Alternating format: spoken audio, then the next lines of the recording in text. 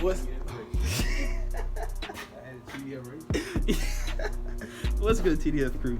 So today we got the little welder set up right here. Gonna try to weld. It's a little late. I forgot to record at first. Made my first mistake.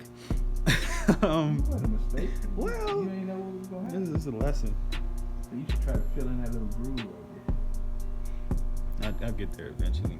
But yeah, how to weld today, sort of. First attempt. So we got the welder all ready.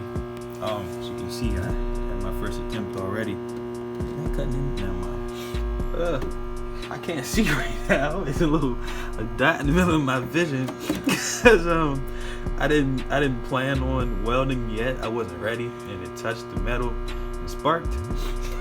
And my mask wasn't down. I think it's on. Not go up. All right, there goes nothing. there. You know when you're ready. You ready? So the trigger again is for your feed, and once that metal hits that tip hits that, that's when Spark. it's gonna stop. Yeah, I learned that. So, All right. Can't see.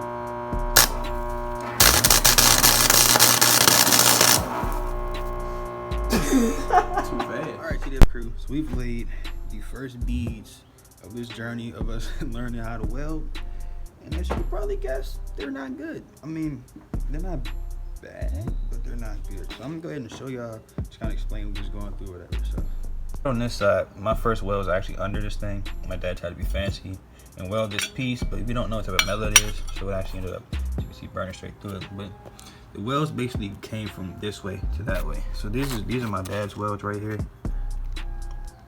You see, we started making little beads, but the problem was keeping it going or making a clean bead or straight bead. So and then he tried to fill in this hole right here, this line where he like cut it before. That didn't quite, we didn't even clean that hole. As you can see, we have the basis for making the bead. It's just making a good consistent bead is the problem. So also, as you can see, we had this problem, mainly my father, but I also experienced it a little bit. We were feeding too much wire before we actually got to the metal because we didn't know what we were looking at. So a lot of the wire actually ended up coming off and stuff. Going to the other side, this is where I started back up with the welds. So I believe, if I remember correctly, I think that one's my dad's. I know for a fact these two are mine. This is the last one I did right here. As you can see, it's pretty straight. We're starting to figure out the wire speed and stuff. So this is on 2.5 wire speed, and I tried to slow down. That was on 5, I think. But it's just like the best bead I have so far. So you can see we're making progress. It's not the greatest, but we're getting somewhere. We're getting somewhere. So another thing that I noticed when we're welding, I don't know if this is normal, but like inside it's like a buildup of like debris, I guess. Like that's how they're coming out.